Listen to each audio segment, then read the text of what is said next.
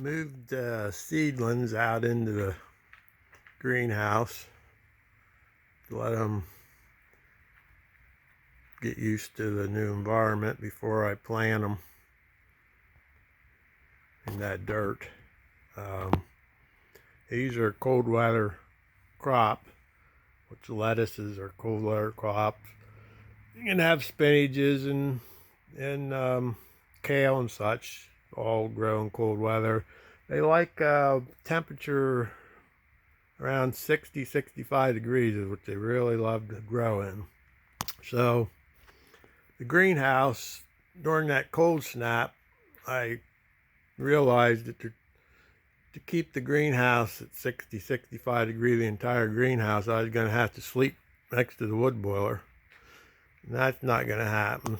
So I had this bench, which I already have coils and radiant heat coils underneath. Now those coils are controlled by a circulating pump and by this controller. So I can keep this dirt temperature, whatever temperature I want, which will be between 60 and 65 degrees. I put plastic, I'm calling this my grow chamber. I put plastic around this area. So basically, this section here rolls down like the back section. Basically what I'm going to do is just heat this area instead of trying to heat the whole greenhouse. Once the lettuce is mature, I can lower the temperature down I'll go down in the 50s first, maybe as low as 45.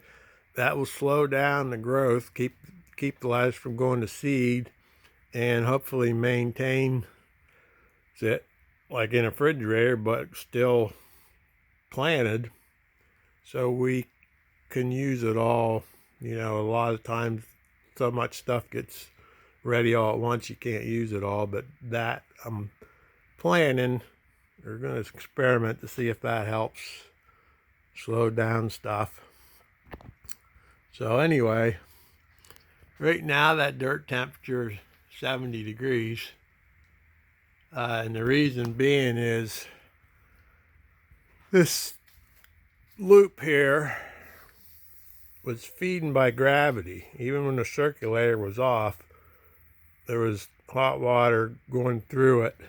I never had that happen in the last 4 or 5 years because I was using this coal boiler, and I had the temperature of the this set down to 150 degree water because that was enough to heat my house without any problem. Well, the wood boiler, we run a temperature 180 degrees because the recovery rate on the boiler is slower than the coal boiler, which I'm not using now. So evidently that 180 degree water temperature was enough to force the water through all the loops and all the ups and downs you can see over there, another up and down in the back corner, up and down.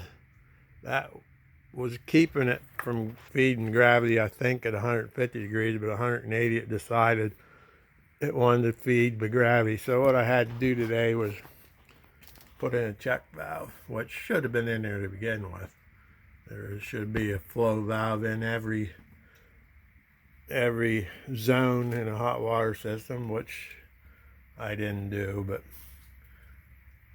live and learn. There's a check valve in there now, and it's not feeding my gravity.